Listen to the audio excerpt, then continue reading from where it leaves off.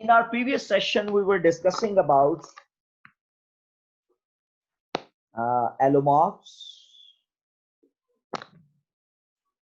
और मैंने आपके साथ ये बात की थी कि किस तरह से मुख्तलिफ जो साउंड्स हैं वो वेरिएंट्स में जाते हैं। तो आज हम उसी बात को आगे फर्दर कैरी भी करेंगे कि किस तरह से ये साउंड्स जो हैं वो मतलब जो है वो चेंज होती हैं, या किस तरह से उनमें जो तब्दीली है वो रूनुमा होती है।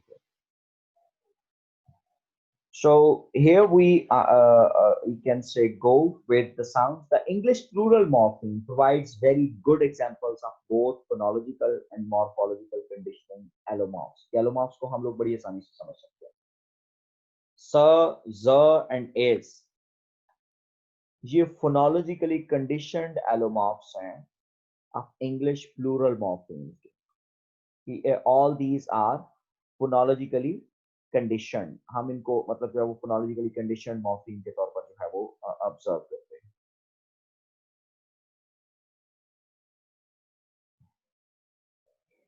सपोज हमारे सामने यहाँ पे एग्जांपल है स साउंड तब आएगी जब हमारा स से आखिरी जो यू कैन से साउंड होगी वो प हो, त हो, क हो, प हो या थ साउंड हो। जैसा कि आप यहाँ पे देख सकते हो प साउंड है तो कप्स स साउंड आ रही है। ट है एस से पहले तो हैट्स स साउंड है। थैंक्स थैंक्स, तो अब आप देखते हैं थ साउंड और इसके साथ सॉरी क साउंड के साथ आपको स साउंड नजर आ रही है। कप्स फ साउंड है और उसके साथ आपको स साउंड नजर आ रही है।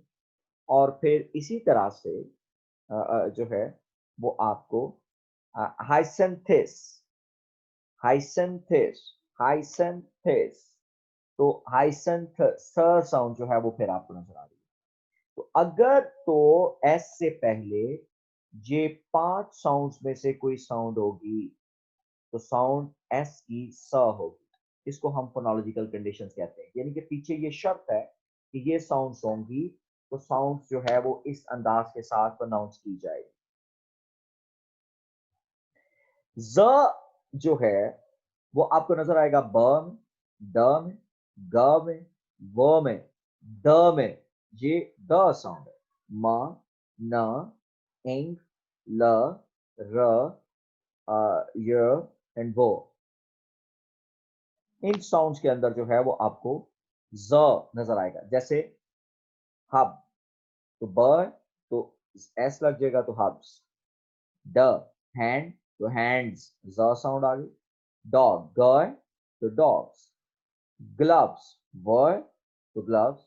रिंग्स तो रिंग तो म तो रिंग्स। उसके बाद ड डूट तो डूट्स डूट्स। सो इसी तरह से पेन तो पेन्स, ठीक हो गया। इंग्स तो इनिंग इनिंग्स तो इनिंग्स, इंग साउंड है यहाँ पे हमारे पास। ल बॉल तो बॉल्स। र कार तो कार्स। य अब इसको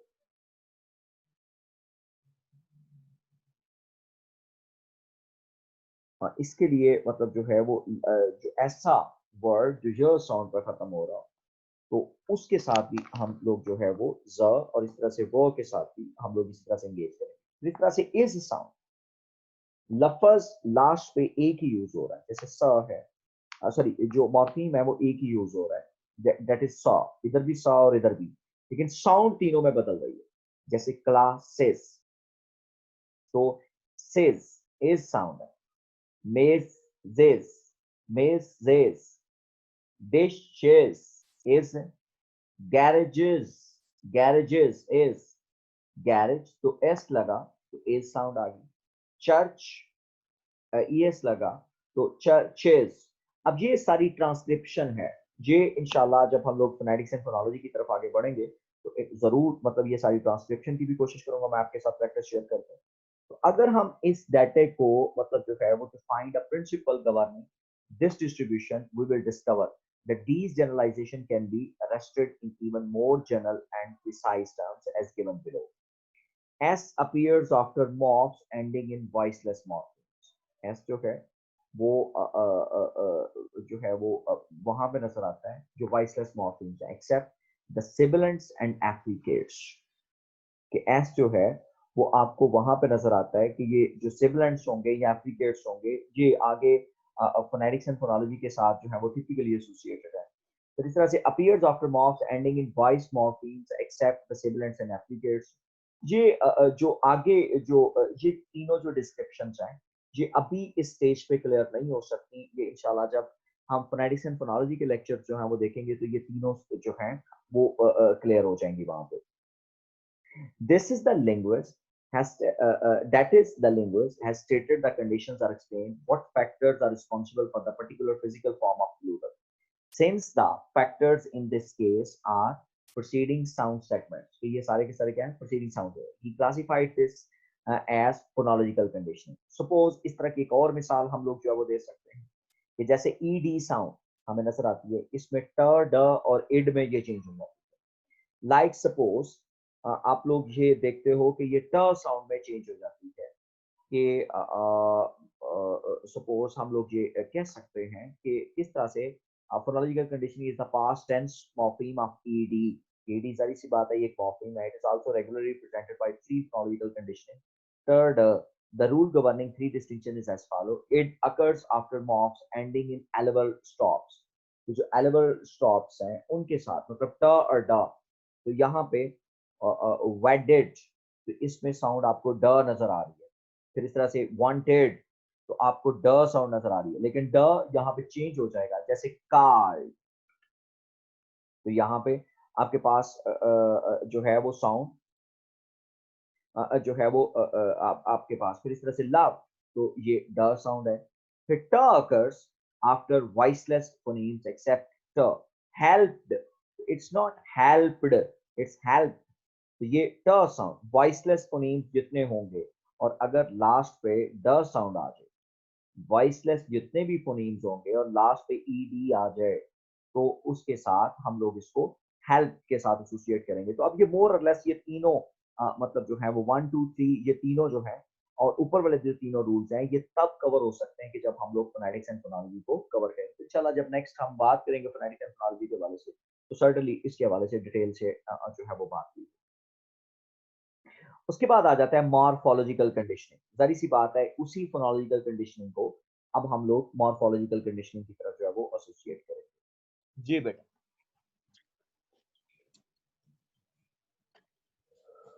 In pairs such as man, men, child, children, and deer, deer, in which second item can be said to contain the plural plural morpheme, morpheme we अब ये cannot चीज हमें state the नजर आती है variation. कि If any मैन और between man जारी सी बात है कि अब अगर सपोज आप इसको कुछ यूं लिखने की कोशिश करते हैं। Let's suppose we have an example over here कि suppose if you say that you are right you are to write a word as man and when it is going to be in a plural one then it is men। तो ये मतलब men जो है वो किन चीजों के साथ मिलके बना है तो it is man plus s। तो ये इस तरह से मतलब जो है वो इसके अंदर मौजूद है लेकिन चूंकि ये नहीं जो है वो एस जो है वो प्रोनाउंसिएशन में नहीं आता इस वजह से हम लोग जो है वो इसको एसोसिएट नहीं कर सकते। हम मतलब जो है वो नहीं बता सकते हत्ता कि इस मैन के अंदर दो मॉर्फीम है। इस मैन में दो मॉर्फीम है लेकिन ये एक मॉर्फ है। ये बात मैंने प्रीवियस सेशन के अंदर भी आप लोगों के साथ की थी कि मैन इसी तरह से चाइल्ड। तो ये अगर हम लोग इसको एलेबोरेट करेंगे तो ये चाइल्ड प्लस एस जबकि ये कभी भी एस नहीं बोला जाता। तो चिल्ड्रन ब्रदर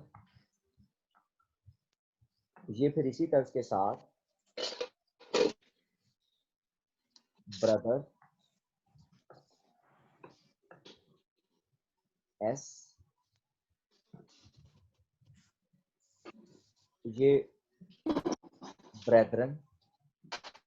इसी तरह से हम लोग फर्दर डियर और dear,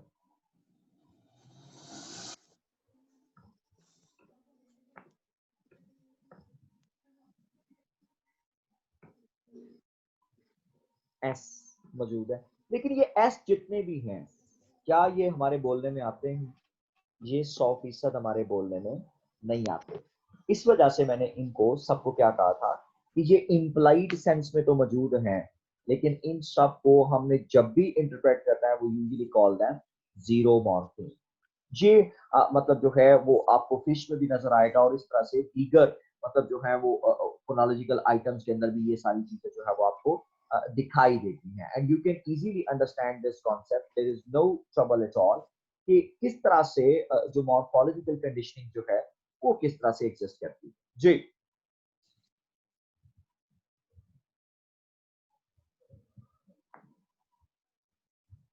ji In any between the two forms in terms of phonetic environments.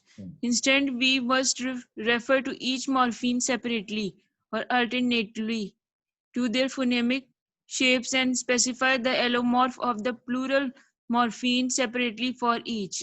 हम लोग This एलोमॉर्फ kind of दिखाते हैं, variation among allomorphs is called variation among the allomorphs is called conditioning. कि इस तरह की जो वेरिएशन है जो हमें नजर आती है एलोमॉर्फ्स के मतलब जो है वो हवाले से, दैट टाइप ऑफ वेरिएशन जो है वो हम उसको इन लिंग्विस्टिक्स टर्म फोनोलॉजिकल कंडीशनिंग के साथ जो है वो एसोसिएट करते हैं। अब अगर हम लोग इसको फर्दर हम लोग जो है वो बात करें तो the morphological conditioning allomorphs of a morpheme are regarded as irregular. In contrast, they were with the phonological, you can say conditioned allomorphs, which are regarded as regular. Men, children, and deer are therefore irregular English plurals. ये regular English plurals नहीं है. Just as alumni, तो ये alumnus की जमा alumni है. Criteria, तो criterion की जगह मतलब क्राइटेरिया, माइस तो माउस, वोमैन तो वोमैन तो वोमैन, ऑक्स और ऑक्सन। तो पास्ट टेंस मॉर्फीम की हमें इरेगुलर नजर आते हैं, जैसे ड्रिंक, ड्रैंक, और फिर इसी तरह से drunk, bring, brought and brought, swim, swam, और be was, you can say been, और फिर हैव हैड, फिर पुट पुट तीनों एक हैं, टेक टुक, फिर flee fled, build and so on likewise. तो the past participle morpheme has irregular, you can say drunk है, मतलब ये हमें नजर आता है पास्ट टेंस में और फिर पास्ट पार्टिसिपल में, brought, some, been, broken, stood, put and on. तो अब आप ये कह सकते हो कि ऑक्सन, तो ये क्या है हमारे पास, O X plus E N, oxen. फिर डियर, ये इसमें हमारे पास जीरो मॉर्फीम है, इसमें भी ऑक्स प्लस ई एन जो है, लेकिन ई एन कोई मॉर्फीम नहीं है। अब इसी तरह से हम लोगों ने ई एन की कोई किसी भी जगह पे हमें नजर नहीं आता। We noticed in the earliest sections on phonological conditioning that the linguist was making some very useful generalization. But in case of oxen and deer, this prediction went wrong. तो मतलब ये prediction जो है वो बिल्कुल गलत चली जाती है। So we do not have oxes, कि ox है तो oxes नहीं हम कहेंगे, deer है तो deers नहीं कहेंगे। तो on the other hand, we found the sense of plural was retained in oxen and deer, दोनों में मौजूद है। Though the sense is retained, yet the form is puzzling. So he concludes that the morpheme ox itself is perhaps the condition factor and not the sound sequence of which it is composed for this new plural method. So he calls this morphological conditioning. वो इसको morphological conditioning का नाम देता है, वो उसको morphological conditioning से associate करता है कि जनाब ये जो कंडीशनिंग है ये टिपिकली मॉर्फोलॉजिकल कंडीशनिंग है कि जिसमें मतलब एक प्लूरल वर्ड जो है वो सिंगुलर में भी वैसा है और प्लूरल में भी वैसा है। या दूसरे नंबर पर सिंगुलर में और है, प्लूरल में टिपिकल स्टैंडर्ड फॉलो नहीं करता, बल्कि वो एक और स्टैंडर्ड पे, जैसे चाइल्ड और चिल्ड्रन, वुमेन और वुमेन, फिर ऑक्स एंड ऑक्सन, इस तरह से वो मतलब चला जाता है। तो इसको हम लोग मॉर्फोलॉजिकल कंडीशनिंग के साथ एसोसिएट करते हैं। जीरो सफिक्स, अब ये क्या है, ये हमें तब नजर आता है कि जब हमारे पास मतलब सिंगुलर और प्लूरल सेम आ जाए, तो हम इसको जीरो मॉर्फीम के साथ एसोसिएट करते हैं। जी, There are certain forms which have the same singular and plural forms, such as sheep, deer, cattle. Fish, Such forms in the singular and plural are not different. They are होमोफोनस, homophonous. हम इनको होमोफोनस कहते हैं। However, the linguist, for the sake of uniformity, assumes that the plural morpheme is present, but its phonetic manifestation or representation is zero. कि plural तो मौजूद है, यानी कि जिस तरह से मैंने आपको प्रीवियसली भी मिसाल मैंने आपके साथ शेयर की है कि इनमें मतलब जब आप मैन कहते हो तो इसमें ये बात याद रखिएगा कि ये मौजूद है। आप मैन तभी बना पाएंगे कि मतलब आप प्लूरल सेंस तभी ले पाएंगे कि जब आप अपने आप में ये परसीव करते हैं कि हाँ भाई इसमें एस एग्जिस्ट करता है, तो इसमें प्लूरल मौजूद है। चाइल्ड में प्लूरल मौजूद है, ब्रदर में इसी तरह से प्लूरल जो है वो एग्जिस्ट कर रहा है। लेकिन क्योंकि इनमें एक्चुअली होता क्या है कि ये बोलने में नहीं आता, दैट्स व्हाई हम इसको किसके साथ एसोसिएट करते हैं, वो usually call them zero morpheme, कि हम इनको जीरो मॉर्फीम के साथ एसोसिएट करते हैं। तो ये जीरो है। It has no visible marker in the environment sheep, deer और cattle. So he would therefore analyze these in the following you can say manner. So sheep plus zero morpheme, deer plus zero, cattle plus zero. इसके बाद आ जाता है replacive.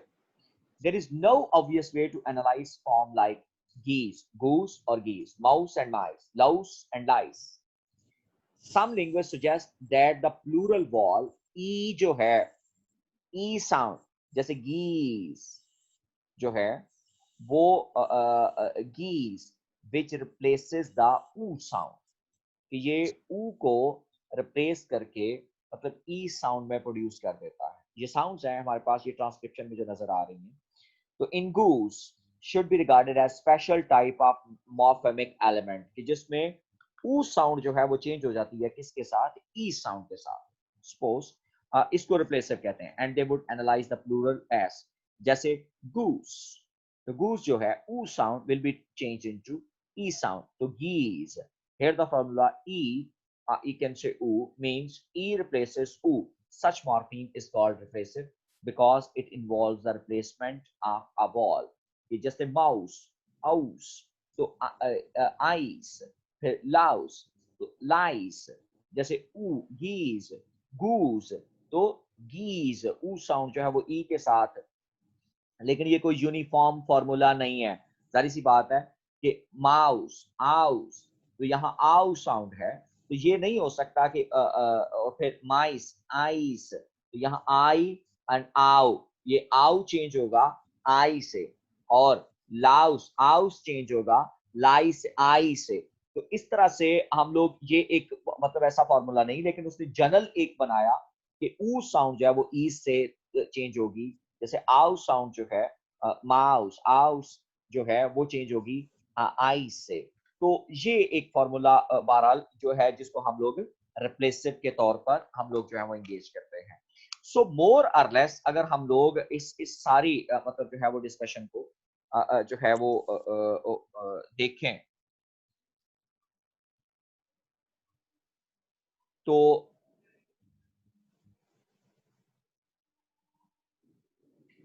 but this is somewhat a strained you can say explanation. It may be stated simply that the form geese represents two morpheme, goose, यानी कि इसमें मतलब जो है वो दो हैं, goose plus s, and so do mice, mice जो है वो mouse plus s है। ऐसे ही louse, तो louse जो है वो louse plus s को represent करता है। लेकिन similar explanation can be offered for forms such as went, तो ये go plus past tense, go plus ed, take, तो take प्लस ed, तो तब वो took बनेगा या तब वो जाके went के तौर पर रिप्रेजेंट करेगा। अब मॉर्फेमिक कटिंग ये एक बहुत बड़ा मसला है। Different problems of morphemic divisions are presented by words such as plate. अब ये प को अलग कर दें तो लेट फिर भी है, फिर eight. Should the linguist divide them as PLET? वो क्या ऐसे हम उसको काट सकते हैं? या EIT on the basis of the morpheme eight. तो if he does so on the basis, he can go wrong. इससे पूरे का पूरा आपने जो कटिंग करनी है, कटिंग का असूल ये होगा कि आपकी जो सेंस है वो पीछे सरवाइव करे, कि वो आपका मॉर्फीम जिसको आप काट रहे हैं वो किसी और के साथ मिलकर एक नया लफ्ज जो है वो जनरेट कर सके. ये कटिंग का असूल है. लेकिन एक और तरह का मसला जो है वो हमारे सामने मौजूद है, जिस तरह से क्रैनबेरी, ब्लैकबेरी, स्ट्रॉबेरी, स्ट्रॉबेरी. अब स्ट्रॉ और बेरी आप इनको काटेंगे दोनों अलग-अलग हो जाएंगे और सेंस भी सेम नहीं रहेगी. स्ट्रॉ का मतलब तिनका, बेरी का बेर. लेकिन स्ट्रॉबेरी एक मतलब फल की तरफ एसोसिएट करता है. तो the first type such words appear to consist of two morphemes: cranberry, raspberry, blackberry, strawberry. It is difficult to justify cran and rasp as independent morpheme के ये independent morphemes हैं, but it is possible to establish black, straw, berry as independent morphemes. ये बिल्कुल independent है in case of blackberry and strawberry. Cranberry, along with words such as raspberry, represents the so-called cranberry, you can say, morpheme problem. A similar problem is raised by the English WH and the words where, there, when, then, whither, thither. तो क्या हम लोग जो है वो WH को अलग कर सकते हैं, THE को क्या हम अलग कर सकते हैं, and so on. तो ये good solution if there were only WH words. अगर इंग्लिश में होते. The situation is complicated by existence of who, why, which cannot be divided. कि who को आप मजीद नहीं तकसीम कर सकते कि o जो है वो आप कहाँ पर लगाएंगे. o एक इंडिपेंडेंट मॉर्फीम नहीं है, y एक इंडिपेंडेंट मॉर्फीम नहीं है. So it may be more satisfactory to keep where, when, whether as single morpheme, कि हम इनको as a single morpheme के तौर पर ही जो है वो देखेंगे. तो मॉर्फोलॉजिकल कटिंग के अंदर जो है वो certainly problems जो हैं वो exist करती हैं. It is not easy, you can say, to cut the morpheme. So there are numerous problems of their nature too. Hence, morphemic cutting is not simple as it seems to. ये इतनी आसान नहीं है कि जनाब इन दो हिस्सों को आपस में काट दें. Many a linguist would not be happy with concepts like the replacive morpheme. मैंने आपको जैसा कि बताया कि replacive बहुत से लोग कहते हैं कि ये वेरिएंट है, ये कभी भी एक जैसा नहीं है. जीरो मॉर्फीम के हवाले से एंड जीरो एलोमॉर्फ के हवाले से. There are some languages in which several meaning categories are represented by single stretch of speed. एक stretch of speed जो है वो कई meaning जो है वो देता है. तो corresponding then is one to many between form and meaning. This is called syncretism. Then there are homophonous forms, singular और plural एक जैसे हैं. So there is always possibility of over or under analysis. कि over and under analysis की जो है वो possibility हमारे पास मौजूद होती है. तो बहरहाल ये आसान नहीं होगा कि अगर आप ये तस्वर कर लें कि जो मॉर्फेमिक कटिंग जो है वो बहुत आसान है. No, it's not literally easy. It's really an uphill task कि आपने मॉर्फेमिक जब कटिंग कर रहे हैं तो आपको मतलब जो है वो इस हवाले से मतलब जो वो विजिलेंट होना पड़ेगा और आपको ये देखना है कि जब आप काट रहे हो तो काटते हुए जो सेंस है वो प्रिवेल करे, सेंस जो है वो डिक्लाइन ना करे. सो आज के सेशन में सिर्फ यही बात करूंगा. इंशाल्लाह नेक्स्ट सेशन से यहाँ से